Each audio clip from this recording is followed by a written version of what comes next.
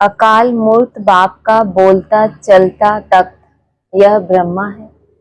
जब वह ब्रह्मा में आते हैं तब तुम ब्राह्मणों को रचते हैं। प्रश्न है, अक्लमंद बच्चे किस राज को समझकर ठीक रीति से समझा सकते हैं? उत्तर, ब्रह्मा कौन है और वह ब्रह्मा सो विष्णु कैसे बनते हैं? प्रजापिता ब्रह्मा यहाँ है, वह कोई देवता नहीं। ब्रह्मा ने ही ब्राह्मणों द्वारा ज्ञान यज्ञ रचा है। यह सब राज अक्लमंद बच्चे ही समझकर समझा सकते हैं। घुड़सवार और प्यादे तो इसमें मूंझ जाएंगे। गीत है ओम नमो शिवाय। ओम शांति। भक्ति में महिमा करते हैं एक की, महिमा तो गाते हैं ना, परंतु न उनको जानते हैं, न उनके यथार्थ परिचय को जानते हैं। अगर यथार्थ महिमा जानते तो वर्णन जरूर करते। तुम बच्चे जानते हो, ऊंचते ऊंच है भगवान, चित्र मुख्य है उनका। ब्रह्मा की संतान भी होगी ना, तुम सब ब्राह्मण ठहरे। ब्रह्मा को भी ब्राह्मण जानेंगे और कोई नहीं जानते, इसीलिए मूंझते हैं। यह ब्रह्मा कैसे हो सकता है? ब्रह्मा के लिए क्या बोला? ब्रह्मा को भी कौन जानेगा? जो ब्राह्मण होंगे वो ही जानेंगे। और ब्रह्मा को तो कितने जानते हैं? ब्राह्मण कितने हैं सारी दुनिया में? फिर आगे कहा, इसीलिए मूंझते हैं कि यह ब्रह्मा कैसे हो सकता। ब्रह्मा को दिखाया है सूक्ष्म वतनवासी। अब प्रजापिता सूक्ष्म वतन में हो न सके, वहां रचना होती ही नहीं। इस पर तुम्हारे साथ बहुत वाद विवाद भी करते हैं। कौन? वो ब्राह्मण जो कहते हैं ब्रह्मा बाबा कहाँ चले गए, सूक्ष्म वतनवासी हो गए, और तुम क्या कहते हो, यहाँ ब्राह्मण बने हैं, यहाँ अडॉप्ट किया है, तो ब्रह्मा भी कहाँ होना चाहिए। तो प्रजापिता सूक्ष्म वतन में हो न सके, वहां रचना होती नहीं। इस पर तुम्हारे साथ बहुत वाद विवाद भी करते हैं। समझाना चाहिए, ब्रह्मा और ब्राह्मण हैं तो सही ना। जैसे क्राइस्ट से क्रिश्चियन अक्षर निकला है, बुद्ध से बौद्धि, इब्राहिम से इस्लामी, वैसे प्रजापिता ब्रह्मा से ब्राह्मण नामी ग्रामी, आदि देव ब्रह्मा। वास्तव में ब्रह्मा को देवता नहीं कह सकते, यह भी रॉन्ग है। ब्राह्मण जो अपने को कहलाते हैं उनसे पूछना चाहिए, ब्रह्मा कहाँ से आया, यह किसकी रचना है, ब्रह्मा को किसने क्रिएट किया? कभी कोई बता ना सके। जो अपने को ब्राह्मण कहलाते हैं उनसे पूछो कि ब्रह्मा के क्रिएटर कौन है, ब्रह्मा की रचना किसने की है।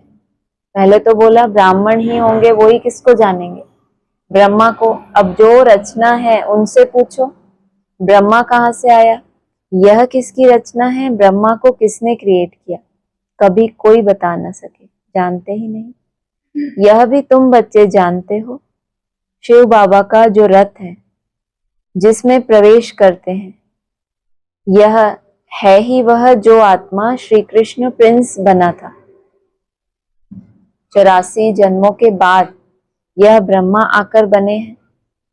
जन्म पत्री का नाम तो इनका अपना अलग होगा ना, क्योंकि है तो मनुष्य ना।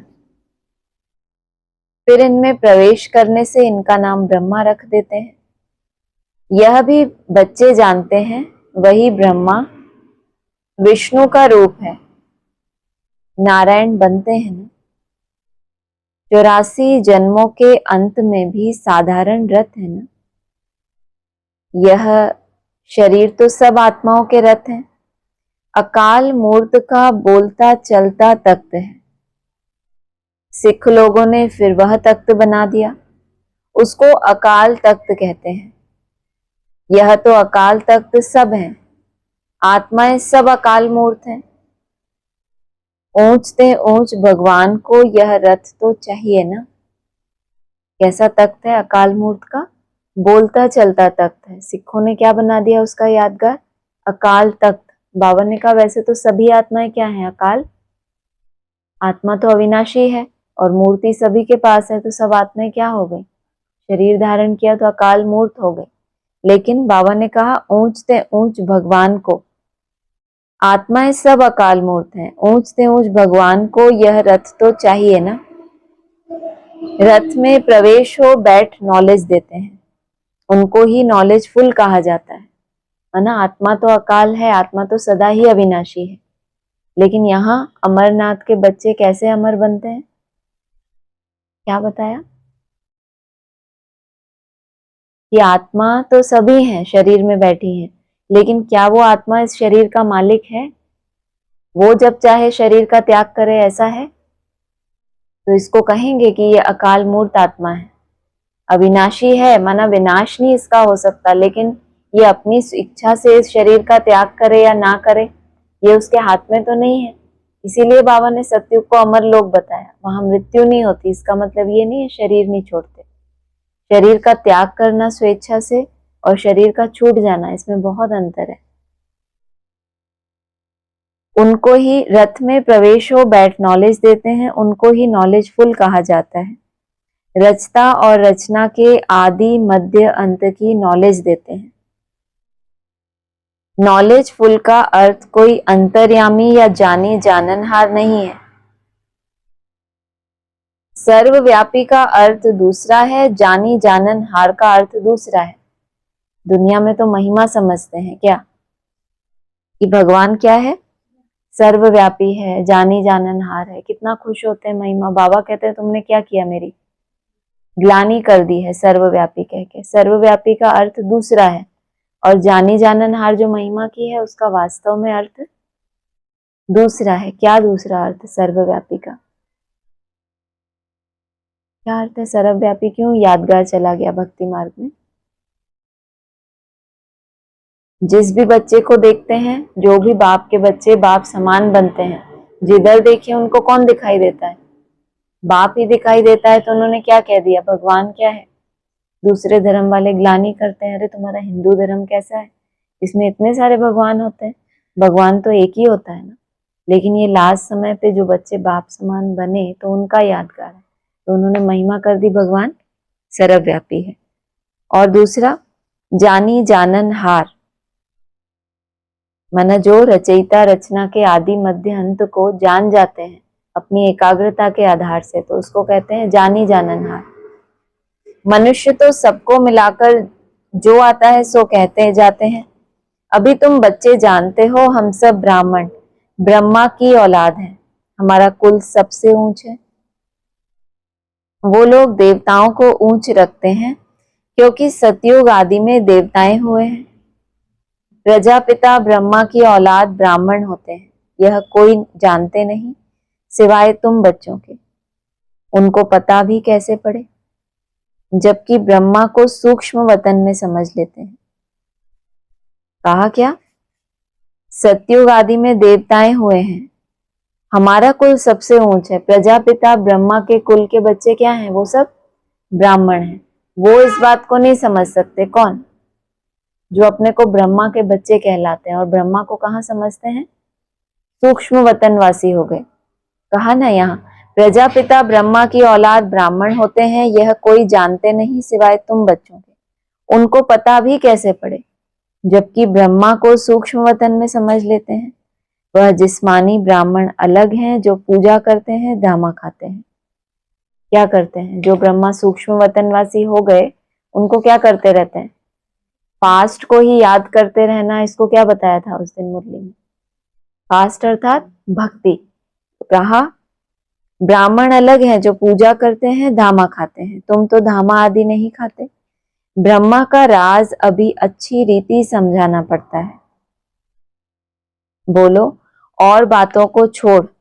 बाप जिससे पतित पावन बनना है, पहले उनको तो याद करो, फिर यह बातें भी समझ आ जाएंगी। थोड़ी बात में संशय पड़ने से बाप को ही छोड़ देते हैं। पहली मुख्य बात है अलफ और बे। बाप कहते हैं मामेकम याद करो। मैं जरूर किसमें तो आऊंगा ना, उनका नाम भी होना चाहिए। उनको आकर रचता हूं, ब्रह्मा के लिए तुमको समझाने का बहुत अकल चाहिए। वो खुद कैसा होगा जिसको समझाने के लिए तुमको भी क्या चाहिए, बहुत अकल चाहिए। प्यादे घुड़सवार मूंझ पड़ते हैं, अवस्था अनुसार समझाते हैं ना। प्रजापिता ब्रह्मा तो यहाँ है, ब्राह्मणों द्वारा ज्ञान यज्ञ रचते हैं, तो जरूर ब्राह्मण ही चाहिए। प्रजापिता ब्रह्मा भी यहाँ चाहिए जिससे ब्राह्मण हो। ब्राह्मण लोग कहते भी हैं हम ब्रह्मा की संतान हैं, समझते हैं परंपरा से हमारा कुल चला आता है, परंतु ब्रह्मा कब था वह पता नहीं है। अभी तुम ब्राह्मण हो। ब्राह्मण वह जो ब्रह्मा की संतान हो, वह तो बाप के ऑक्यूपेशन को जानते ही नहीं। भारत में पहले ब्राह्मण ही होते हैं। ब्राह्मणों का है ऊंच से ऊंच कुल। वह ब्राह्मण भी समझते हैं हमारा कुल जरूर ब्रह्मा से ही निकला होगा, परंतु कैसे कब का वर्णन नहीं कर सकते। कितने ब्राह्मण हैं, कोई मुख वंशावली, कोई कुख वंशावली। वो भी तो कहते हैं कि हमारा कुल कहाँ से चला आया, ब्रह्मा से शुरुआत है। अगर ब्रह्मा की बायोग्राफी पूछो, कब आया ब्रह्मा, ब्रह्मा को किसने क्रिएट किया और ऑक्यूपेशन क्या है, कैसे कब का वह वर्णन नहीं कर सकते। तुम समझते हो प्रजापिता ब्रह्मा ही ब्राह्मणों को रचते हैं, जिन ब्राह्मणों को ही फिर देवता बनना है। ब्राह्मणों को आकर बाप पढ़ाते हैं, है ना, देवता रूप में जन्म लेना है नहीं। जिनको यहाँ देवता बनना है उनका क्रिएटर कौन है, प्रजापिता ब्रह्मा। और बार बार बोला प्रजापिता ब्रह्मा तो यहाँ होना चाहिए ना। ब्राह्मणों को आकर बाप पढ़ाते हैं। ब्राह्मणों की भी डायनेस्टी नहीं है, ब्राह्मणों का कुल है। डायनेस्टी तब कहा जाए जब राजा रानी बने, जैसे सूर्यवंशी डायनेस्टी। तुम ब्राह्मणों में राजा तो बनते नहीं। वह जो कहते हैं कौरवों और पांडवों का राज्य था, दोनों रॉन्ग है। राजाई तो दोनों को नहीं है। प्रजा का प्रजा पर राज्य है, उनको राजधानी नहीं कहेंगे, ताज है नहीं। बाबा ने समझाया था पहले डबल सिरताज भारत में थे, फिर सिंगल ताज, इस समय तो नो ताज। यह भी अच्छी रीति सिद्ध कर बताना है।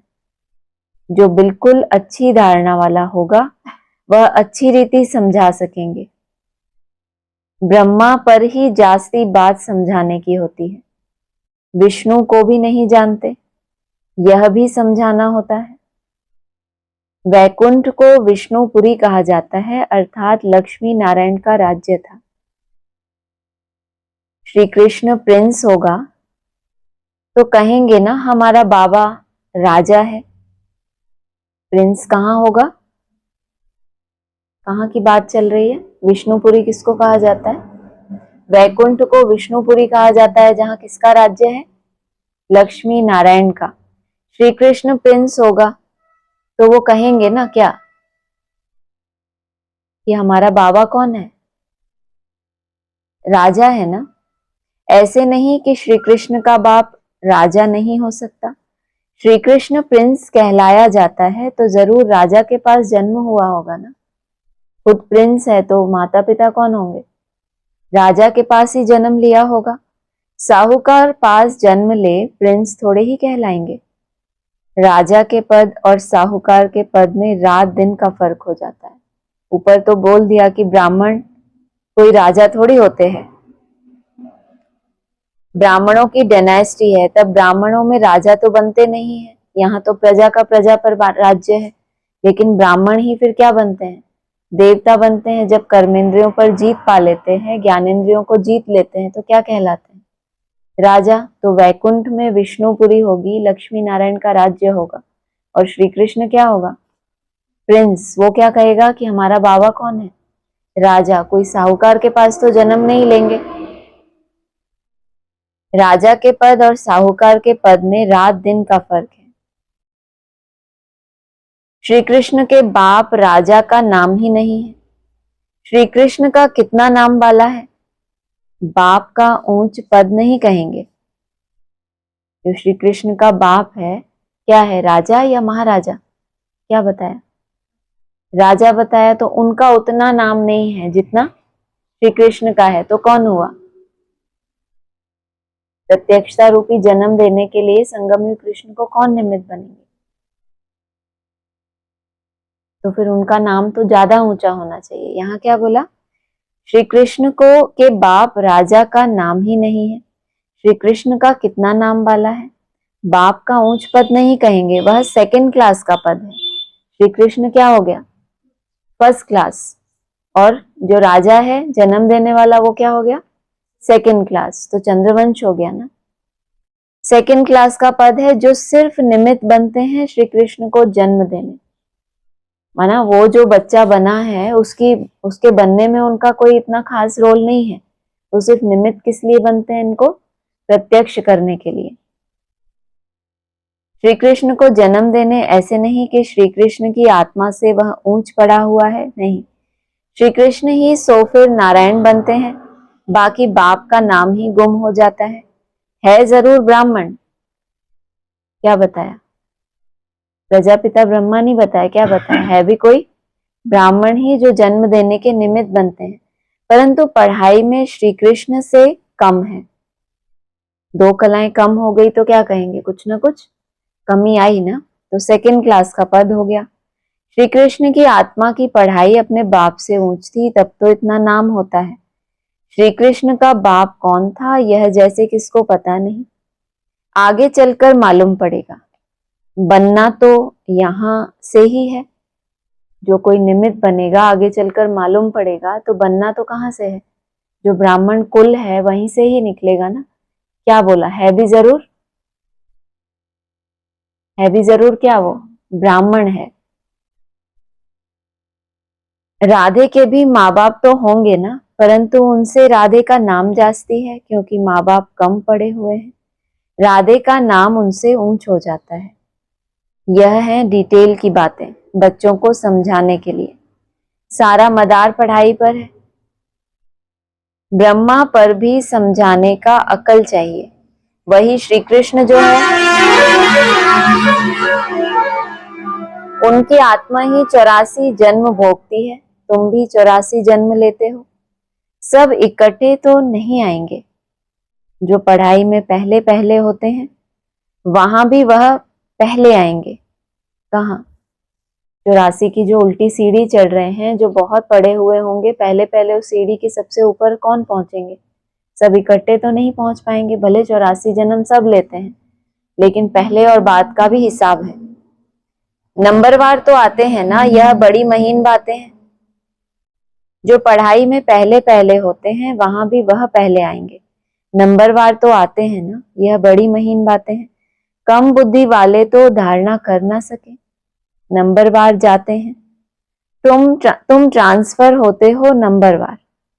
कितनी बड़ी क्यू है जो पिछाड़ी में जाएगी, मच्छरों सदृश जिनको जाना है, और तुम नंबरवार पुरुषार्थ अनुसार ट्रांसफर होते हो। नंबरवार अपने अपने स्थान पर जाकर निवास करेंगे। कहां पर? बहुत बड़ी क्यू है, परमधाम जाने वालों की भी तो क्यू होगी ना। वहां भी अपने अपने स्थान पे जाके क्या करेंगे? सबके अपने अपने सेक्शन बने हुए हैं। कहाँ? परम धाम में। और फिर जब ट्रांसफर होंगे तो उसी अनुसार वैकुंठ में ट्रांसफर होंगे। सबका स्थान बना हुआ है। यह बड़ा वंडरफुल खेल है, परंतु कोई समझते नहीं है। इनको कहा जाता है कांटों का जंगल। यहाँ सब एक दो को दुख देते हैं। वहां तो नेचुरल सुख है, यहाँ है आर्टिफिशियल सुख। रियल सुख एक बाप ही देने वाला है। यहाँ है काग भिष्टा के समान सुख। दिन प्रतिदिन तमो प्रधान बनते जाते हैं। कितना दुख है। कहते हैं बाबा माया के तूफान बहुत आते हैं, माया उलझा देती है, दुख की फीलिंग बहुत आती है। और बाबा ने पीछे दुख का कारण बता दिया, क्यों दुखी होते हैं? क्योंकि अरे अभी तो बताया पीछे, दिन प्रतिदिन क्या बनते जाते हैं? तमो प्रधान बनते जाते हैं। तो कितना दुख है। फिर बाबा को बोलते हैं, बाबा क्या? माया के तूफान बहुत आते हैं, फिर माया उलझा देती है, और तीसरा दुख की फीलिंग बहुत आती है। सुखदाता बाप के बच्चे बनकर भी अगर दुख की फीलिंग आती है तो बाप कहते हैं बच्चे यह तुम्हारा बड़ा कर्म भोग है, मुझे मत सुनाओ। क्या है ये तुम्हारा? सुख के दाता बाप के बच्चे बनकर भी अगर दुख की फीलिंग आती है तो बाप कहते हैं बच्चे यह तुम्हारा बड़ा कर्म भोग है। जब बाप मिला तो दुख की फीलिंग नहीं आनी चाहिए। माना कोई स्थिति परिस्थिति है, कोई कारण है कि दुख हो, लेकिन आपको उसकी फीलिंग आत्मा को आती है। और कष्ट किसको होता है? शरीर में कष्ट होता है, फील कौन करता है? आत्मा। तो बाबा तो आत्मा से बात कर रहे हैं, ये नहीं कह रहे तुमको कोई कर्म भोग नहीं होना चाहिए, ये बोला तुमको उस दुख की फीलिंग नहीं होनी चाहिए। जो पुराने कर्म भोग हैं उसे योग बल से चुकतू करो। अगर योग बल नहीं होगा तो मोचड़ा खाकर चुकतू करना पड़ेगा। अगर मन बुद्धि को डिटैच किया माना योग बल, तो कर्म भोग होगा भी तो कैसे चुकतू करेंगे? मेरा बाबा, मीठा बाबा, कुछ ना कुछ डिटैच होके। और अगर योग बल का अभ्यास ही नहीं किया तो वो कर्म भोग क्या करेगा? आपको कैसा फील कराएगा? जैसे सजाएं भोग रहे हैं, तो उसको कहेंगे मोचड़ा खाकर चुकतू करना। मोचड़ा और मानी तो अच्छा नहीं है, पुरुषार्थ करना चाहिए, नहीं तो फिर ट्रिब्यूनल बैठती है, प्रजा तो ढेर है। यह तो ड्रामा अनुसार सब गर्भ जेल में बहुत सजाएं खाते हैं, आत्माएं भटकती भी बहुत हैं। कोई कोई आत्मा बहुत नुकसान करती है। जब कोई में अशुद्ध आत्मा का प्रवेश होता है तो कितना हैरान करते हैं, कितना हैरान होते हैं। नई दुनिया में यह बातें होती नहीं। अभी तुम पुरुषार्थ करते हो हम नई दुनिया में जाएं, वहां जाकर नए नए महल बनाने पड़ेंगे। राजाओं के पास जन्म लेते हो, जैसे श्री कृष्ण जन्म लेते हैं, परंतु इतने महल आदि सब पहले से थोड़े ही होते हैं, वह तो फिर बनाने पड़े। कौन रचते हैं जिनके पास जन्म लेते हैं? क्या बताया? पहला पहला महल सतयुग में कौन बनाता है? श्री कृष्ण के लिए ये बहुत शौकीन है, किस बात के? महल बनाने के। तो वहां के लिए क्या बोला? वहां जाकर नए नए महल बनाने पड़ेंगे। जो तुम नए बन गए तो हमारे रहने के लिए भी क्या चाहिए? नई सृष्टि चाहिए, तो तुम्हें बनाने पड़ेंगे। जैसे राजाओं के पास जन्म लेते हैं, जैसे श्री कृष्ण जन्म लेते हैं परंतु इतने महल आदि सब पहले से थोड़े ही होते हैं। सतयुगी कृष्ण का भी तो जन्म होगा ना, तो उससे पहले जो रचने वाले हैं उनको क्या करना पड़े? महल आदि बनाने पड़े ना। कौन रचते हैं? जिनके पास जन्म लेते हैं उनको क्या करना पड़े? महल बनाने पड़े। गाया हुआ भी है, राजाओं के पास जन्म होता है। क्या होता है सो तो आगे चल देखना है, अभी थोड़े ही बाबा बताएंगे। वह फिर आर्टिफिशियल नाटक हो जाए, इसीलिए बताते कुछ भी नहीं आर्टिफिशियल नाटक हो जाए मतलब अगर पहले से ही बता दें तो आर्टिफिशियल मतलब क्या? जैसे कि एक कल्पना, एक होता है ना, एक अनुमान होता है, एक विजन होता है कि ऐसा ऐसा होना चाहिए। तो अगर बाबा उस तरह से तुमको बता दे तो वो क्या हो जाए? एक क्रिएट। आर्टिफिशियल चीज क्या होती है? क्रिएट की जाती है ना। कोई मूवी बनती है तो एक रियल बात तो नहीं होती, कोई कोई होती है जो सच्ची घटनाओं पे बनती हैं, लेकिन मोस्टली एक नाटक होता है आर्टिफिशियल। तो कहा आगे चलकर देखना है, क्या होता है सो तो आगे चलकर देखना है। माना इस ड्रामा में जैसे जैसे नजदीक पहुंचेंगे उस समय जो घटनाएं घटेंगी उस आधार से तुम देखना कि आगे चलकर क्या होना है। बाकी अगर बाबा तुमको पहले से बता दे तो वो तुम्हारे लिए क्या हो जाएगा? एक आर्टिफिशियल कि ये बोला था अभी फिर ये बोला। तो रिफाइन चेंजिंग होती क्यों रहती है? क्योंकि जैसे जैसे सिचुएशन चेंज होती है ड्रामा में तो उस अनुसार समझाया जाता है। ड्रामा में बताने की नोंद नहीं है। बाप कहते हैं मैं भी पार्टधारी हूं। कौन कहते हैं? ये बाप कहते हैं मैं भी पार्टधारी हूं। आगे की बातें पहले से ही जानता होता तो बहुत कुछ बतलाता। क्यों? समाने की शक्ति नहीं है। मैं भी क्या हूं? पार्टधारी हूं। और ड्रामा में पहले से इन बाबा को भी शिव बाबा बता दे वो भी नोंद नहीं है। इनको भी क्या बनना है? अनुभवी बनना है, अपनी ताकत से ड्रामा को समझना है, या एक आर्टिफिशियल कहानी आ जाए वैसा तो नहीं ना। तो मैं भी क्या हूं? आगे की बातें पहले से ही जानता होता तो बहुत कुछ बतलाता। बाबा अंतर्यामी होता तो पहले से बताता। ये बाबा जो अंतर्यामी अगर होता तो क्या करता, तुमको भी पहले से सब कुछ बताता। बाप कहते हैं नहीं, ड्रामा में जो होता है उनको साक्षी हो देखते चलो। पहले से जो सीन पता हो उसको देख के आपको संशय आएगा? कुछ भी संकल्प चलेगा? आपको पहले से ही पता है। कोई मूवी आपने देखी हुई है, उसमें कुछ ऐसा होने वाला है डराने वाला, वो आपने तो देखी हुई है, आपको पता है वो सीन आने वाली है, तो आप डरोगे। लेकिन साक्षी पने की स्टेज है कि नहीं है वो कैसे पता चले? जब ऐसा कुछ हो जो आपकी कल्पना में भी नहीं हो, फिर भी आप साक्षी रहे। तो बाबा ने क्या कहा, ड्रामा में बताने की नूंद नहीं है। अगर ये बाबा जानता होता तो तुमको सब कुछ बता देता, ताकि तुम क्या हो जाओ, फेल ना हो जाओ जब वो स्थिति परिस्थिति बने। लेकिन बाबा क्या कह रहे हैं, शिव बाबा, नहीं, नूंद ही नहीं है। जब वो सीन आएगी तब तुम कितने साक्षी रहे, तभी तो तुम्हारा नंबर बनेगा ना माला में। साक्षी हो देखते चलो और साथ साथ याद की यात्रा में मस्त रहो। इस चिंतन में व्यस्त मत हो जाओ, तुम याद की यात्रा में मस्त रहो और जो हो रहा है उसको साक्षी होके देखते चलो। इसमें ही फेल होते हैं। ड्रामा किसका क्रिएट किया हुआ है? सुप्रीम सोल का। तो बाबा कहते हैं तुमको भी ड्रामा कैसा लगना चाहिए, अच्छा लगना चाहिए। तो जब तुम अपने अनुसार कोई सीन क्रिएट करते हो और उसके अनुकूल नहीं होता, तब तुमको संशय आता है। तो जो सीन आ रही है उसको देखते चलो और याद की यात्रा में मस्त रहो। इसमें ही फेल होते हैं। ज्ञान कभी कम जास्ती नहीं होता, ज्ञान कभी कम जास्ती नहीं होता। याद की यात्रा ही कभी कम कभी जास्ती होती है। तो ज्ञान जो मर्ज है, याद की यात्रा बहुत सुंदर होती है। तो वो क्या करता है, सही समय पर आपको कभी संशय आ गया और शिव बाबा की कही हुई बात आपको उस समय याद आ जाए, तो बाबा क्या कहते हैं इसको, ऐसी आत्मा को तीव्र पुरुषार्थी है ये। जबकि बात तो ज्ञान की सब्जेक्ट की चल रही है। और बाबा क्या कह रहे हैं, ये आत्मा क्या है? इसका मतलब याद की यात्रा की जितना अभ्यास इसने किया है, अब ज्ञान भी क्या करेगा, उसका सहयोगी बनेगा सही समय पर। याद की यात्रा ही कभी कम कभी जास्ती होती है। ज्ञान तो जो मिला है सो है ही। याद की यात्रा में कभी उमंग रहता है, कभी ढीला। नीचे ऊपर यात्रा होती है। ज्ञान में तुम सीढ़ी नहीं चढ़ते। ज्ञान को यात्रा नहीं कहा जाता, यात्रा है याद की। ज्ञान की रिफाइनिंग तो होती है, लेकिन वो भी सबके लिए क्यों नहीं हुई? कोई कोई ब्राह्मण वही ज्ञान की बातें 50-50 सालों से रिपीट कर रहे हैं, कुछ भी नवीनता नहीं है। तो वो यात्रा कर रहे हैं या वो ज्ञान को पकड़ के बैठ गए, जैसे बस पंडित बन गए कि हमने ये सीख लिया। जैसे भक्ति मार्ग में चलता है, एक लिमिट का शास्त्र पढ़ लेते हैं, भागवत कथा करते रहते हैं, कुछ उसमें नवीनता होती है? कुछ भी नवीनता नहीं है। बाबा कह रहे हैं ज्ञान की यात्रा नहीं होती। यात्रा किसकी होती है? तो ज्ञान की नवीनता भी किन के लिए है?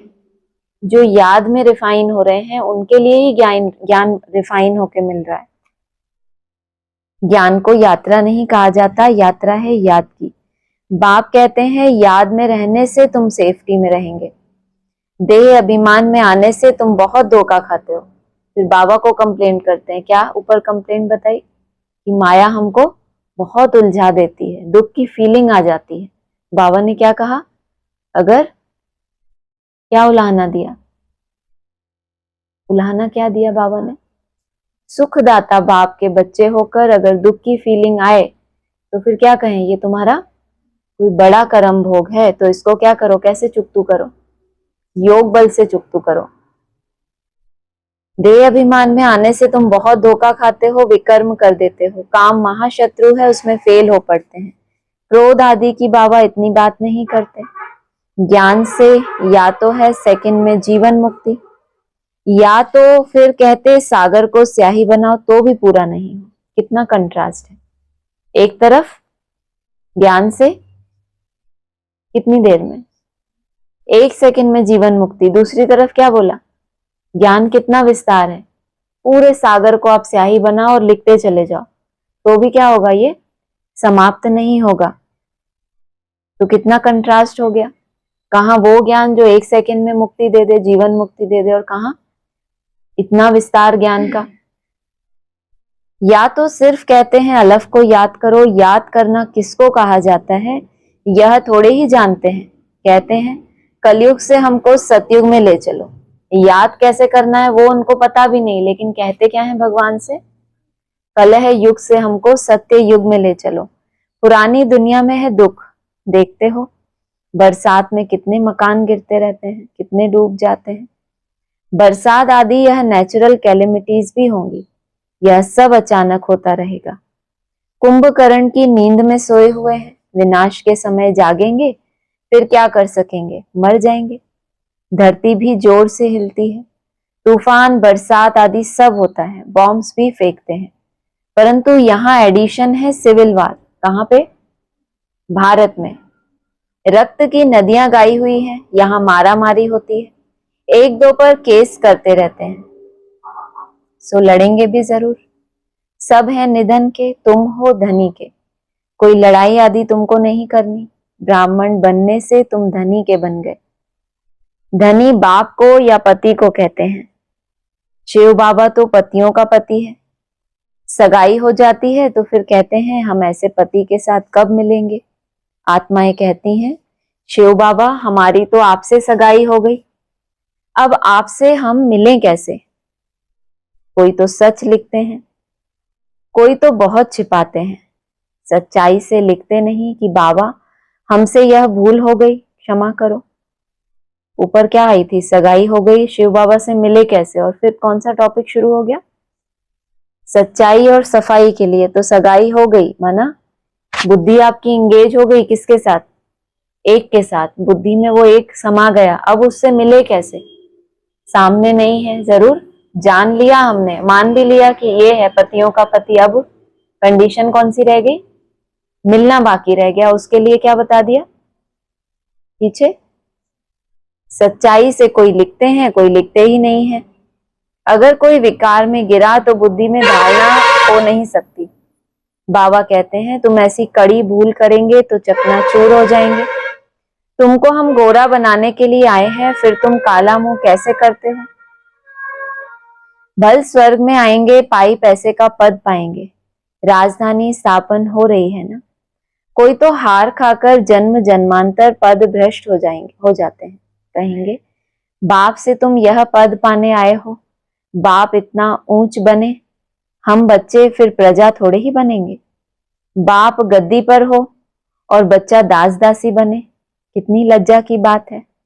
पिछाड़ी में तुमको सब साक्षात्कार होंगे, फिर बहुत पछताएंगे, नाहक ऐसा किया। सन्यासी भी ब्रह्मचर्य में रहते हैं तो विकारी सब उनको माथा टेकते हैं, पवित्रता का मान है। किसकी तकदीर में नहीं है तो बाप आकर पढ़ाते हैं, फिर भी गफलत करते रहते हैं, याद ही नहीं करते। सबसे बड़ी गफलत कौन सी है, याद ना करना। बहुत विकर्म बन जाते हैं, याद ना करने से जो भी कर्म करते हैं तो वो क्या बन जाते हैं, विकर्म बन जाते हैं। तुम बच्चों पर अब है बृहस्पति की दशा, इससे ऊंच दशा और कोई होती नहीं। दशाएं चक्र लगाती रहती हैं, देखा है ना आपने, सुना है एस्ट्रोलॉजी में ऐसा कहते हैं, ये जो दशाएं हैं ये अभी इस राशि पे ये ग्रह की दशा बैठ गई, उस राशि पे ये ग्रह की दशा है, माना ये चक्कर लगाती रहती है। कहाँ पे,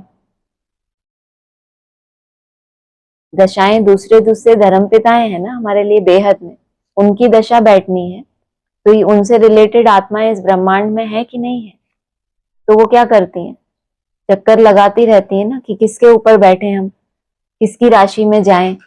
तो आपके ऊपर कौन सी दशा बैठ गई, चक्कर नहीं लगा रही, मन बुद्धि पे किसकी दशा बैठ गई, बृहस्पति की। बाकी वो दशाएं चक्कर तो लगाती है ना कि कहीं थोड़ी खाली जगह मिले तो हम यहाँ जाके बैठ जाएं, और बृहस्पति इतना बड़ा ग्रह वो बैठ जाए बुद्धि में तो जगह बचेगी, लेकिन वो चक्कर लगाती रहती हैं दूसरी दूसरी दशाएं कि कहीं जगह मिले तो क्या करें, बैठ जाएं, तो वो चक्कर लगाती रहती हैं तुम बच्चों पर।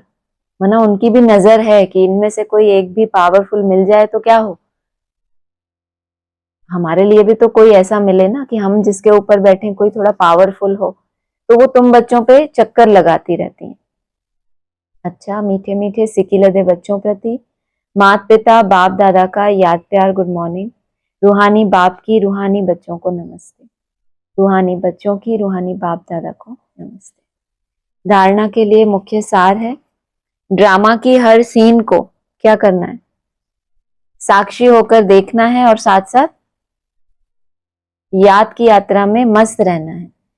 याद की यात्रा में कभी उमंग कम ना हो, पढ़ाई में कभी गफलत नहीं करना, अपनी ऊंच तकदीर बनाने के लिए पवित्र जरूर बनना है। हार खाकर जन्म जन्मांतर के लिए पद भ्रष्ट नहीं करना। वरदान है सच्ची सेवा द्वारा अविनाशी अलौकिक खुशी के सागर में लहराने वाली खुश नसीब आत्मा भव। जो बच्चे सेवाओं में बाप दादा और निमित्त बड़ों के स्नेह की दुआएं प्राप्त करते हैं, उन्हें अंदर से अलौकिक आत्मिक खुशी का अनुभव होता है। ऊपरी खुशी नहीं कि हमको मान शान अच्छा लगता है, महिमा अच्छी लगती है, वो हो गई तो खुशी मिल गई, ये आत्मिक खुशी नहीं है। अलौकिक खुशी हो और दूसरी आत्मिक खुशी हो। वो कब बताई बाबा ने? जब बाप दादा के और बड़ों के स्नेह की दुआएं प्राप्त करते हैं, वे सेवाओं के द्वारा आंतरिक खुशी, रूहानी मौज और बेहद की प्राप्ति का अनुभव करते हुए सदा खुशी के सागर में लहराते रहते हैं। सच्ची सेवा, सर्व का स्नेह, सर्व द्वारा अविनाशी सम्मान और खुशी की दुआएं प्राप्त होने की खुश नसीबी के श्रेष्ठ भाग्य का अनुभव कराती है। जो सदा खुश हैं वही खुश नसीब हैं। हम कहते हैं हम खुश नसीब हैं, लेकिन बाबा क्या कह रहे हैं? जो सदा खुश हैं तब कहेंगे कि ये क्या है? खुश नसीब हैं। स्लोगन है सदा हर्षित या व आकर्षण मूर्त बनने के लिए संतुष्ट मणि बनो। अव्यक्त इशारे हैं, कर्म में, वाणी में, संपर्क व संबंध में लव और स्मृति व स्थिति में लवलीन रहना है। कर्म में, वाणी में, संपर्क संबंध में लव और स्मृति और स्थिति में लवलीन रहना है। जो जितना लवली होगा उतना ही लवलीन रह सकता है। इस लवलीन स्थिति को मनुष्य आत्माओं ने लीन की अवस्था कह दिया।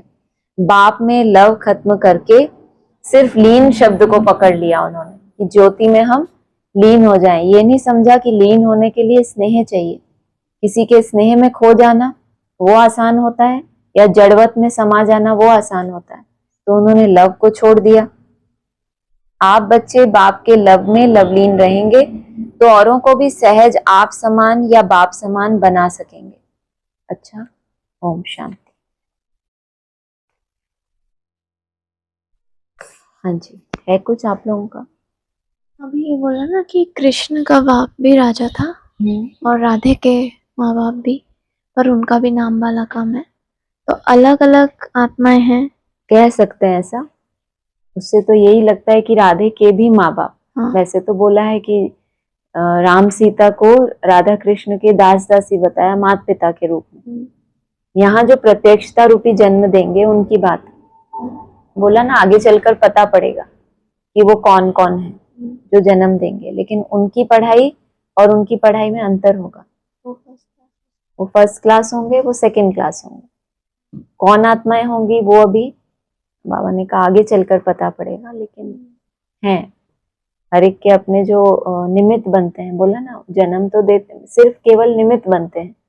निमित्त बनना माना केवल अपनी प्रत्यक्षता स्वयं तो होगी नहीं, तो कोई ना कोई जैसे एक माध्यम बनता है प्रत्यक्ष करने के। जैसे शास्त्रों में दिखाया है कि वासुदेव ने जन्म दिया और फिर नंद बाबा, दोनों का ही इतना नाम वाला नहीं है जितना श्री कृष्ण का है। उस हिसाब से राधे के माँ बाप भी अलग ही थे। हाँ, अलग ही दिखाते हैं वहां पे भी। और ये जो बोल रहा बाबा ने कि मैं अगर अंतर्यामी होता तो आगे का बहुत कुछ बता देता, तो और फिर ये सब बोला कि ड्रामा में नूंद ही नहीं है, मेरे अंदर भी साकार की बात है। तो ये ब्रह्मा मतलब साकार की बात है। जो बाप है, ब्रह्मा बाप है, माना ब्रह्मा तो हो गया, चलो बच्चा हो गया, ब्रह्मा का भी तो बाप है, तो उसमें भी वो भी पार्टधारी है। जैसे जैसे ड्रामा की सीन आगे बढ़ती जाती है वैसे वैसे उस अनुसार टचिंग होती है। फिर भी ये कहेंगे जानी जाननहार इसको ही कहा जाता है कि ड्रामा की जब जो सीन आए उसको एक्यूरेट रूप से समझ लेना और उस हिसाब से आगे की कैलकुलेशन सामने आ जाना, इसको कहेंगे बेहद में जानी जाननहार।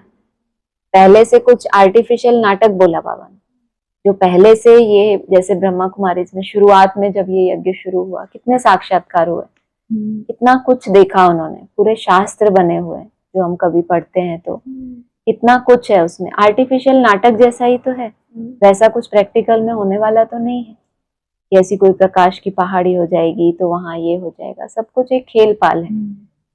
तो कहेंगे कि अगर इस तरह से तुम्हें बताया जाए और तुम्हें ड्रामा जैसे जैसे वो समय नजदीक आता है उस अनुसार बाप बताते हैं, तो कहेंगे कि मैं भी पार्टदारी हूँ।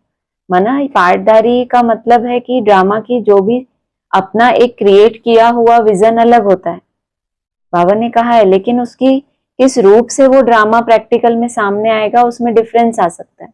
वहां फिर आपको साक्षी होना है। पार्टदारी है तो पार्ट बजाय साक्षी होके, यही तो उसकी कला है। तो जरूर साक्षी होने की बात ही तब है जब ड्रामा में कुछ ऐसा सामने है जो उस तरह से सामने नहीं आया था, लेकिन फिर कुछ नवीनता आ गई तो उसको साक्षी होके देखना है। और ये मुरली में आता है ना कि शिव के नेक्स्ट है कृष्ण और शिव बाबा के नेक्स्ट है लक्ष्मी नारायण, तो अलग अलग आता है। जैसे बाप को बताया अव्यक्त ज्योतिर्लिंगम को, उसको जैसे सिंगल बताया, वो अकेला ही होता है, ऐसे ही कृष्ण को भी क्या दिखाया, भगवान के रूप में सिंगल दिखाते हैं ना। बाप के नेक्स्ट है कृष्ण, जब प्रवृत्ति हो तब तो लक्ष्मी नारायण कहलाते हैं, वो तो विष्णु स्वरूप हो गया, लेकिन शिव के नेक्स्ट दिखा दिया। और शिव बाबा के नेक्स्ट, माना शिव बाबा आकर जो प्रवृत्ति मार्ग की स्थापना करते हैं उनके नेक्स्ट हो गए लक्ष्मी नारायण। शिव बाबा खुद प्रवृत्ति मार्ग का, माना साकार की बात हो गई ना, तो वो प्रवृत्ति मार्ग की स्थापना करते हैं, लेकिन जो फूल है वो निराकार है। जैसे वो निराकार फूल है ऐसे उसके नेक्स्ट में कृष्ण को भी जब सिंगल दिखाते हैं, जैसे गीता सुनाई या महाभारत युद्ध कराया, तो ये सब खेल पाल जो भी है तो सिंगल ही दिखाते हैं, तो तब कहेंगे कि वो नेक्स्ट है। माना प्रवेशता है उनमें, महिमा सारी शिव बाबा की है, लेकिन जिसमें प्रवेश है उसको नेक्स्ट बता दिया कि मेरे नेक्स्ट में है, इसीलिए नाम उनका ही रख दिया है। एक ही अपना दो को जब हम कह सकते हैं कि जैसे राम सीता के लिए कहें लक्ष्मी नारायण, तो शिव बाबा के नेक्स्ट, जैसे राम बाप का टाइटल मिलता है रामचंद्र को, तो उस तरह से कह सकते हैं। हाँ, दोनों तरह से समझ सकते हैं। लेकिन मतलब बाबा भी तो मतलब प्रवृत्ति मार्ग में कहा, उनका भी तो सिंगल ही है। जब बोला था आने वाले 10 वर्षों में लक्ष्मी नारायण का राज्य, तो 76 की जो बात थी वो लक्ष्मी नारायण ही बोला था। श्री कृष्ण आ रहे हैं बोला था, लेकिन मुरलियों में जो घोषणा थी वो लक्ष्मी नारायण की ही थी। उस हिसाब से उस जो प्रत्यक्षता हुई है सारे ब्राह्मणों की दुनिया में, वो केवल सिंगल की नहीं हुई है, जो भी ब्राह्मण जानते हैं उनको उस स्वरूप से। फिर उनके बच्चे भी होते हैं, जैसे राधा कृष्ण, वो फिर लक्ष्मी नारायण बनते हैं, तो कहेंगे शिव बाबा से के नेक्स्ट में लक्ष्मी नारायण, उस हिसाब से। लेकिन जब वो फूल है अव्यक्त, उसके नेक्स्ट में कृष्ण, क्योंकि देवदेव महादेव तो प्रैक्टिकल में नहीं होते हैं ना, तो नेक्स्ट में किसको रखना पड़े। वैसे तो शिव के नेक्स्ट शंकर होना चाहिए, लेकिन प्रैक्टिकल नहीं है तो फिर नेक्स्ट में कहेंगे कृष्ण को। ऐसे तो मुरली में नेक्स्ट तो शिव शंकर को भी बताया है, प्लस में बताया है, प्लस में बताया, और प्रैक्टिकल में नहीं है। हाँ इसीलिए बोला ना प्रैक्टिकल, माना फिर वो जब एक हो गए शिव शंकर तो उनके नेक्स्ट में, है ना, प्रैक्टिकल में कोई एक्टर होना चाहिए, जो बैकबोन है वो अलग हो गए, तो जो कनेक्शन में आएंगे वो साकार के कनेक्शन में आएंगे।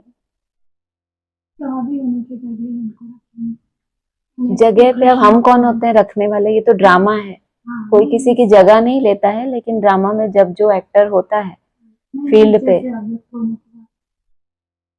ठीक है, आगे की सीन है, अभी कोई ऐसा कैलकुलेशन नहीं कर सकते हैं किसी भी चीज का, वो तो मुरली का पॉइंट आया नेक्स्ट में है।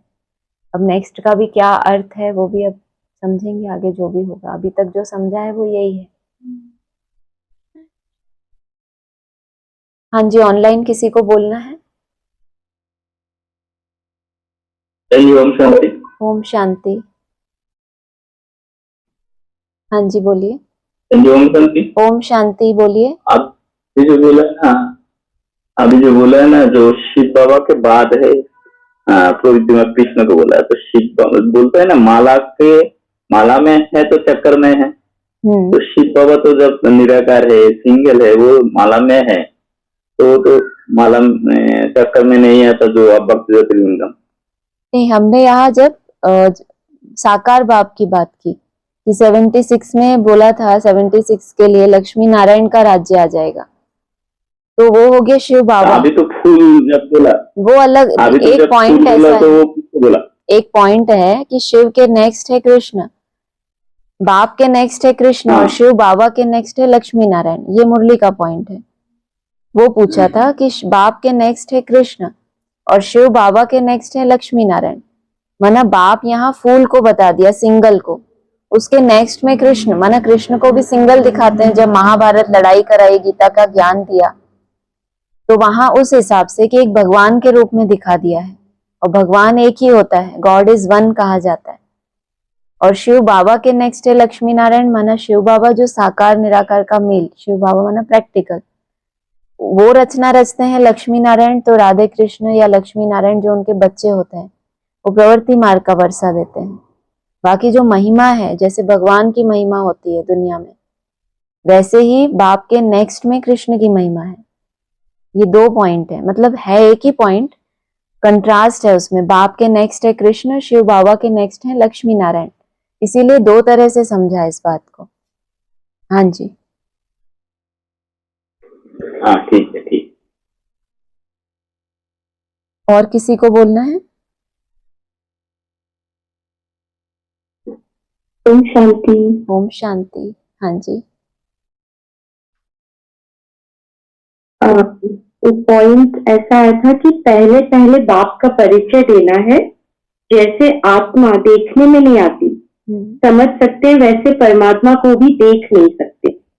हाँ जी, पहले तो इसीलिए तो बोला ना, ब्रह्मा के ऊपर बहुत संशय आता है त्रिमूर्ति में, ये दादा को क्यों बिठाया है? जो भी परमात्मा है, जो बाप का परिचय देना है, तो वो देखने में तो नहीं आएगा। जो देखने में आता है उनके लिए तो उनके तो बहुत भक्त बन जाते हैं। जैसे आज बताया कितने ब्राह्मण हैं, लेकिन ब्रह्मा को किसने क्रिएट किया, वो कहाँ से आया, उसकी क्या बायोग्राफी है, कुछ भी नहीं जानते। तो क्रिएट करने वाला जरूर बाप है ना। तो कहा कि इसीलिए कि वो देखने में नहीं आता है, जो करण करावन हार है, जो प्रैक्टिकल में साकार है, वो फिर भी देखने में आता है। जो बाप है वो जानकारी में आता है पहले पहले, उनको जाना जा सकता है लेकिन देखना मुश्किल है। लेकिन जिनको जानकारी मिली है और वो अगर यात्रा पर चलते हैं तो उनके लिए तो संभव है। तो बाबा ने कहा भी है, जब तुम पहुंचेंगे वहां तक ऊंची स्टेज पर, तो वहां बाप तुमको रिसीव करेंगे। तो देखना मुश्किल है लेकिन असंभव तो नहीं है। हाँ जी जी, कहा कि बुद्धि से समझते हैं वह हम आत्माओं का बाप है, उनको कहा जाता है परमात्मा। वह सदैव पावन है, उनको आकर पतित दुनिया को पावन बनाना होता है। हाँ जी, तो परम पिता परम आत्मा हम ये समझते हैं ना। तो जो परम आत्मा है वो सदैव पावन क्यों नहीं? परम पिता जब हम शिव को कह दें, निराकार शिव, गॉड फादर, जिसको निराकार को सारी दुनिया मानती है, जब वो परम पिता कहेंगे तो जो परम आत्मा है, जो सदा ही इस धरा पे कायम है, उनको कहेंगे परम आत्मा, जो सदा ही पावन है। हाँ जी, मतलब साकार और निराकार का मेल नहीं, अव्यक्त ज्योतिर्लिंगम को कहेंगे फिर, जो सदा ही पावन है।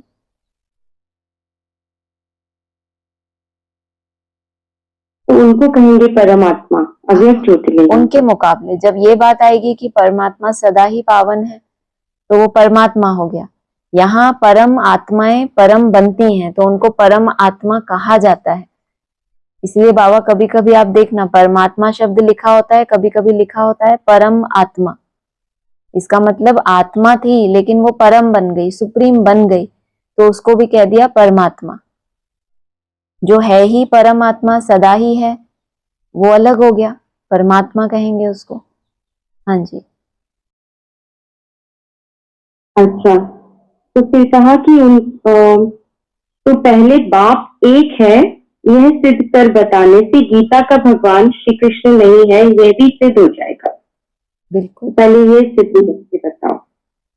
वो एक कैसा होना चाहिए, भगवान के लिए जो महिमा की है भक्ति मार्ग में, वो सबको देखता है, वो सदा ही है, कैसी कैसी महिमा जो भी करते हैं, तो वो सब गुणों का जो सागर है, या वो सारी ही विशेषताएं हो, बाप का उस स्वरूप से परिचय देना, तो अव्यक्त ज्योतिर्लिंगम की ही बात है, उसे एक बाप का परिचय, तो उससे ये भी सिद्ध हो जाएगा कि श्री कृष्ण गीता का भगवान नहीं है, क्योंकि वो रचयिता हो गया। जैसे आज पूछा ब्रह्मा को किसने क्रिएट किया, ये ब्रह्मा ही तो 84 जन्म भोग श्री कृष्ण की आत्मा है, लेकिन उनका भी क्रिएटर कौन है, किसने ब्रह्मा सो विष्णु एक सेकंड में बना, किसके सन्मुख जाने से, तो वो एक बाप हो गया।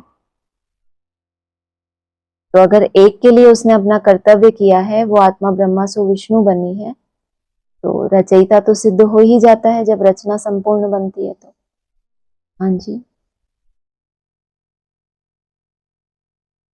हाँ जी, हाँ जी। फिर एक पॉइंट आता है कि शिव और शंकर अलग, शिव समान बाप, मतलब शिव समान बाप समान, मतलब इस सृष्टि पर सदा कायम कोई चीज नहीं सिवाय एक शिव बाबा के। तो उसके लिए बाबा ने समझा कि पहले नंबर में जो अपनी शिव समान स्टेज बना लेता है, उसकी यादगार बन गई। तो साकार और निराकार का मेल शिव बाबा यानी कि अव्यक्त ज्योतिर्लिंगम, राइट? वो तो हमने अभी समझा है ना, जब ये वाणी चल रही है उस समय तो ये परिचय नहीं आया है ना सामने। तो जो परमात्मा है सदा ही है, लेकिन यहाँ संगम युग के छोटा सा जो युग है, उसमें भी तो कोई आत्मा है जो दूसरों ब्राह्मणों के मुकाबले सदा ही पावन है, उसकी कभी मृत्यु होती नहीं, जन्म मरण नहीं होता, एक बार जब निश्चय बुद्धि बन गई वो आत्मा तो कभी संशय में नहीं आती। तो जो वो सदा ही प्रैक्टिकल में है, उसका जो सूक्ष्म स्वरूप है बेहद में, वो यहाँ संगम युग पे किसी एक्टर के ऊपर वो लागू होता है, उस हिसाब से बाबा ने बताया। हाँ जी, अच्छा, ठीक है, ठीक है। और कल एक पॉइंट था ना कि आत्मा सतोप्रधान बन जाएगी तो शरीर छोड़ना पड़ेगा। हाँ जी, तो आपने अच्छे से एक्सप्लेन किया था कि कैसे हम इस शरीर को भी सतोप्रधान बना सकते हैं, यानी शरीर छोड़ने की तो बात नहीं है, तो वो दोबारा से एक्सप्लेन करेंगे। आत्मा सतो प्रधान बनती है तो इस पतित शरीर में रह नहीं सकती। माना अगर तो आत्मा ने बहुत पुरुषार्थ कर लिया, लेकिन वो सतो प्रधानता नहीं आ पाई उसमें कि प्रकृति के तत्वों को कैसे सात्विक बनाना है। जैसे जब ये पढ़ाई चल रही थी, जब ये मुरली चली है आदि में ब्रह्मा के तन से, उस समय तो ये बोला था ना, तुम शरीर छोड़ने से पहले सतो प्रधान बन जाओ। उस वहां जो हमारी यात्रा थी, वहां पर केवल आत्मा के सतो प्रधानता की बात थी। ये जो नया जन्म लिया है, यहाँ कहेंगे कि शरीर को भी सतो प्रधान बनाने की नॉलेज बुद्धि में मिली है ना, बाप ने वो नॉलेज भी दी है, क्योंकि ये फाइनल जन्म है। वहां पर आत्मा को सतो प्रधान बनाने तक का पुरुषार्थ था, तो आत्मा सतो प्रधान बनी तो उस शरीर छोड़ दिया उसने। जब टारगेट दिया था कि अभी तुम बैगर हो, अगले जन्म में गोल्डन स्पून इन माउथ होगा, उस जन्म की बात नहीं थी, तो उस तरह से भी लागू होगा वो पॉइंट। और यहाँ जो ब्राह्मण हैं जिन्होंने लंबे लंबे समय पुरुषार्थ किया, लेकिन शरीर के लिए कर्तव्य उतना नहीं किया, लेकिन आत्मा एक लेवल तक सतो प्रधान बनी, जैसे ब्रह्मा बाबा, एक निश्चित लेवल की कर्मातीत अवस्था हुई उनकी, उस अनुसार उनको गर्भ में नहीं जाना था, लेकिन शरीर सतो प्रधान होने की बात नहीं थी उनके लिए, तो उनको छोड़ना पड़ा। हाँ जी, बाकी यहाँ बच्चों के लिए है कि बेहद में मन बुद्धि से उस पुराने शरीर को मन बुद्धि से छोड़ देना, और आत्मा डिटैच होकर शरीर को भी सतो प्रधान बनाए। तो आत्मा डिटैच हो गई, अभी तो शरीर में है, तो कितनी सारी इच्छाएं लोभ अपनी तरफ आकर्षित करता है। शरीर को छोड़ देगी तो इसके लिए अच्छे से अपना कर्तव्य कर पाएगी। हाँ जी,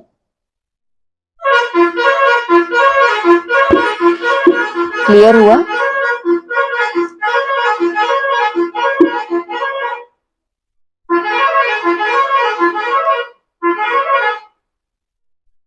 आपकी आवाज नहीं आ रही। नहीं, वो वहां वेट कर रही थी, वो बंद हुआ आवाज पीछे की, इसलिए बोल नहीं रही थी। एक पॉइंट है कि यह अच्छा है जो बाबा गुप्त रूप में आया है, श्री कृष्ण के रूप में आता तो रेती माफिक इकट्ठे हो जाते, एकदम चटक पड़ते, कोई घर में बैठ न सके। सही बात है, यहाँ जगह भी तो हो, फिर जगह भी तो उतनी होनी चाहिए ना, इसलिए तो बोला कि वहां जाएंगे तो पहले महल बनाने पड़ेंगे।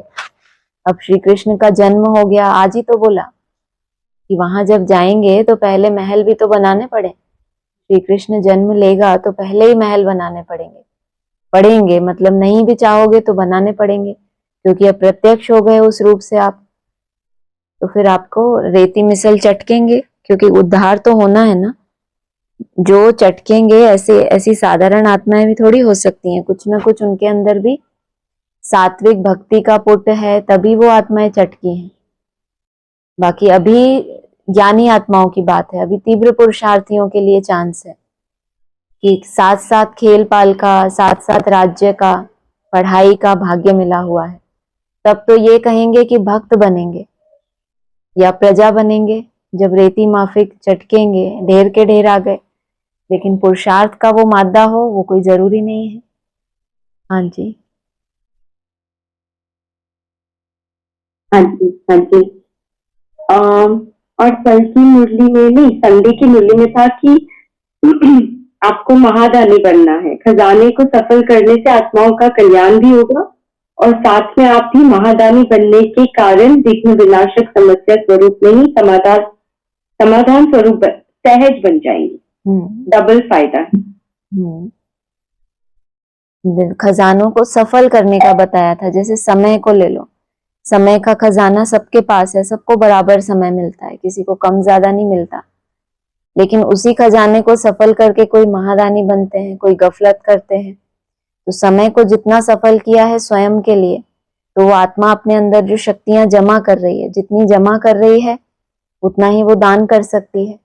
पहले तो अपने लिए जमा करना होता है, तो विघ्न आएगा ही नहीं कोई, क्योंकि आप याद की यात्रा में मन बुद्धि इतना बिजी है, तो विघ्न सब दूर से ही हट जाते हैं। तो पहले खुद के लिए समाधान स्वरूप, फिर ऐसी ही आत्मा दूसरे के लिए महादानी बन सकती है। ज्ञान दान को महादान नहीं कहा जाता, लेकिन किसी का जीवन बदल देना, उसके जीवन में आपकी जो अनुभूति हुई है, आपको जब आपने समय सफल किया तो कैसे कैसे विघ्न आए, क्या क्या आपको उसमें परिस्थितियां आई, फिर कैसे आप उससे उभरे, ये होते हैं आपके अनुभव।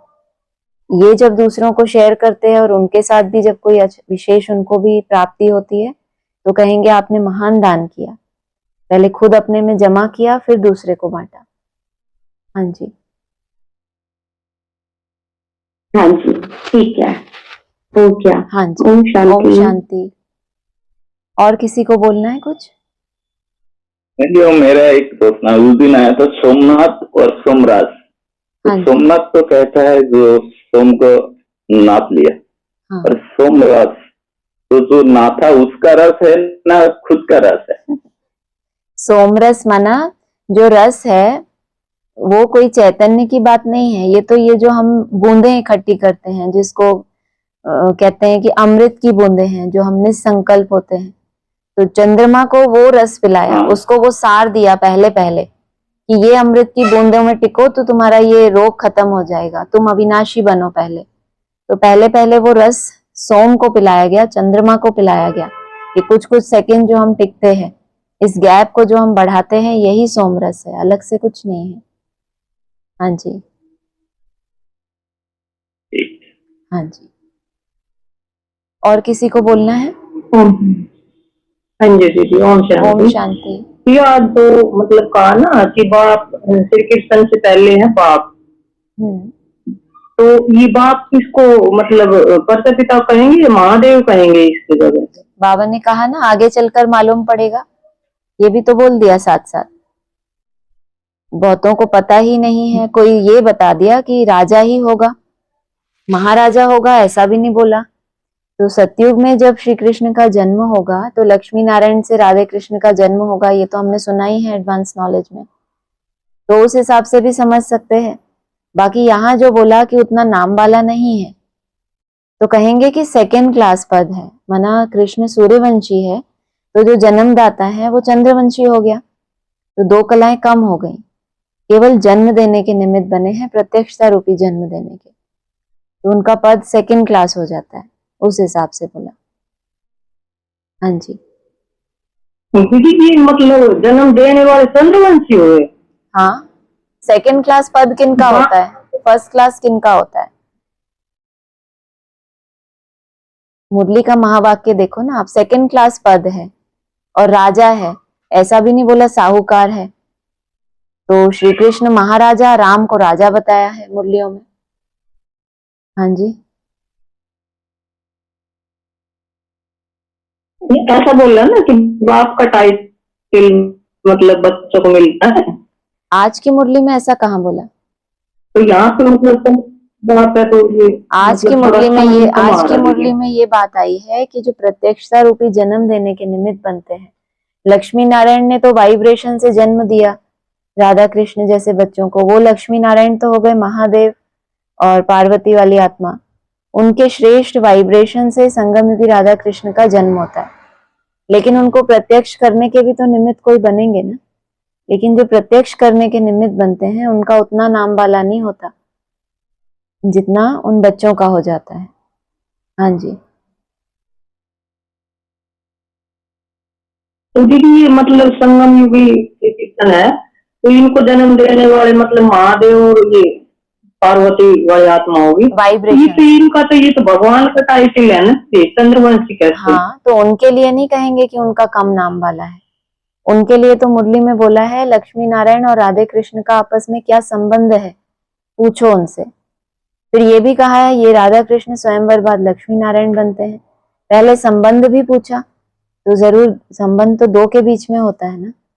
तो जो पहले पहले 76 में लक्ष्मी नारायण के रूप में प्रत्यक्ष होते हैं, 40 वर्ष के बाद जब राजधानी की स्थापना होती है तो संगमयुगी कृष्ण का जन्म भी बताया था 18 के लिए। तो ये जन्म है पहला जन्म वाइब्रेशन से। फिर जब जन्म होगा वो होगा प्रत्यक्षता रूपी जन्म। उसको देने के लिए को जो दूसरी आत्मा निमित्त बनती है, राम सीता वाली आत्मा है जो चंद्रवंशी है, उनको कहेंगे सेकेंड क्लास। लक्ष्मी नारायण को नहीं कहेंगे। जिन्होंने वाइब्रेशन से जन्म लिया है वो सेकेंड क्लास नहीं है, वो तो फर्स्ट क्लास से भी ऊपर है, प्लस में आने वाले। हाँ जी, हाँ जी दीदी, ये मतलब कीर्तन भी कई हो गए ना, कई नहीं हो गए, तो समझ में नहीं आ रहा है। आ जाएगा। कीर्तन कहते हैं ना कि धीरे धीरे आ सागर जाएगा, में पीपल के पत्ते पर सब समझ आ जाएगा धीरे अंगुष्ठ धीरे। सतयुग में जिनका जन्म होना है कृष्ण के रूप में, उनकी तो यहाँ प्रत्यक्षता की कोई बात नहीं है। ठीक है, शास्त्रों में जिसका यादगार है वो एक ही नाम रूप प्रत्यक्ष होगा ना। दादा लेखराज का कोई नाम रूप नहीं है, वो उस रूप से प्रत्यक्ष नहीं होंगे। साकार बाप का यादगार महादेव के रूप में है, वो उस स्वरूप से प्रत्यक्ष होंगे। तो ढेर सारे कहाँ हो गए, एक ही रह गया ना। यहाँ संगम युग पे टाइटल जरूर मिलते हैं पुरुषार्थ अनुसार।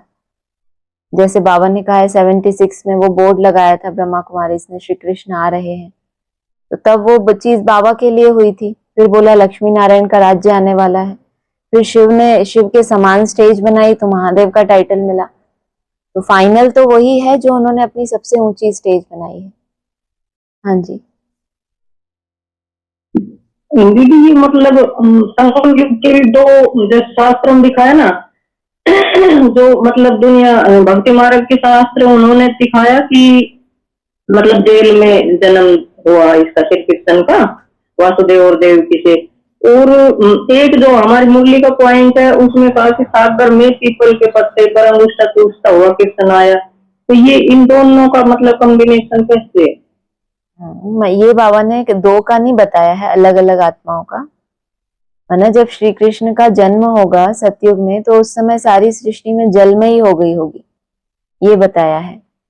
तो केवल वो एक पीपल के पत्ते पर वो होगा, एक सीन ऐसी बना दी है उन्होंने कि उस समय भारत जो होगा, भारत का जो नक्शा होगा वो एक उल्टे पीपल के पत्ते की तरह होगा। पहले भी था ऐसा बताते हैं। तो उस भारत खंड का वो मालिक होगा। तो उन्होंने उस तरह से, कहते हैं कवियों की वो होती है ना, क्या कहते हैं उसको वो एक उस तरीके से प्रस्तुत करते हैं। एक सीन उन्होंने ऐसी बना दी, ऐसी प्रैक्टिकल में कोई सीन होती नहीं है। हाँ, अलंकारिक प्रलय कभी भी होती नहीं है सृष्टि पर। ये तो उन्होंने एक अलंकारिक तौर पे दिखा दिया कि ऐसे ऐसे सारी सृष्टि में प्रलय थी। पीपल का पत्ता माना जब ये सब खत्म हो जाएंगे, चारों ये बॉर्डर वगैरह जो भी बाबा ने बताया है, तो भारत का नक्शा जो होगा उस समय महाभारत काल के टाइम बताते हैं, एक उल्टे पीपल के पत्ते की तरह था भारत का नक्शा। फिर जैसे जैसे ये खंड अलग होते गए तो फिर ये बदलता चला गया, वापस अपने मूल स्वरूप में आएगा। तो उसमें श्री कृष्ण की आत्मा new man of the world कहो, अंगूठा चूसते हुए आती है, माना आत्मिक स्थिति का अंगूठा चूसते हुए वो आत्मा प्रत्यक्ष होती है। तो दो कृष्ण नहीं हो गए, वो एक की ही बात है। हाँ जी दीदी, ये मतलब जैसे 98 में जो बाबा वीरेंद्र देव दीक्षित थे, तो वहां पे तो कहेंगे कि मतलब जेल में जो जन्म हुआ, जो 15 अगस्त के लिए बोला सन 98 में, हाँ जी, जो बाबा मतलब उसकी रिहाई हुई थी जेल से, हाँ जी, और जो 18 में वाइब्रेशन का जो मतलब जन्म बताया है श्री कृष्ण का, तो ये मतलब ऐसे समझे इनको आपने दोनों को। चित्र के कोर्स में समझे ना कि ऊपर लक्ष्मी नारायण दिखाए हैं, नीचे राधा कृष्ण सत्युगी वायुमंडल में दिखाए हैं। उनके चारों तरफ प्रकृति भी बहुत सात्विक है ना। उनको दिखाया है ज्ञान के प्रकाश में, लक्ष्मी नारायण को। उनसे जिन बच्चों का जन्म होता है उनको सत्युगी सृष्टि में दिखाया है। सृष्टि ही कैसी, प्रकृति भी वहां सात्विक होगी। तो ये नई दुनिया की यादगार हो गई। राम बाप ने जो पाठ बजाया वो संगम पे कहेंगे, ज्ञान के प्रकाश से ऊपर से नीचे तक। लेकिन प्रैक्टिकल सृष्टि का परिवर्तन कहो, प्रैक्टिकल पार्ट कहो, वो 18 के बाद कहेंगे। हाँ जी, जो आपने बोला वो ठीक ही है, उस तरह से समझेंगे। हाँ जी, हाँ जी दीदी, ठीक है। हाँ जी, ओम शांति। और किसी को कुछ बोलना है? ठीक है, चलिए, ओम शांति।